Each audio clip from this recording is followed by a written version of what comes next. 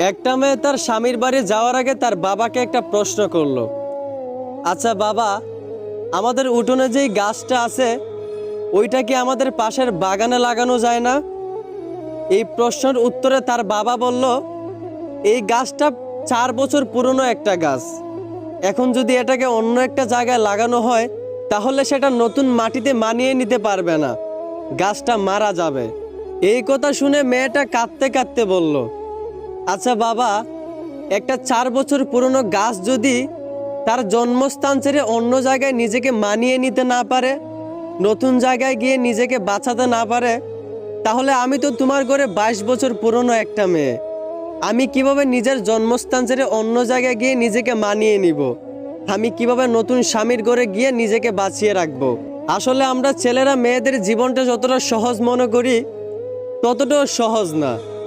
আমরা হয়তো ভুলে যাই আমাদের মতো ছেলেদেরকে যেই আল্লাহ বানাইছেন ওদের মতো মেয়েদেরকেও কিন্তু ওই আল্লাহই বানাইছেন। কারো জীবন সহজ কারো জীবন কঠিন বাবা, এটা কিন্তু ঠিক না। নিজের জায়গা থেকে সবাই সমান।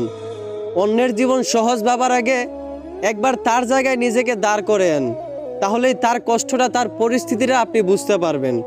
আশা করি আমার কথাগুলো বুঝতে পারছেন। ধন্যবাদ।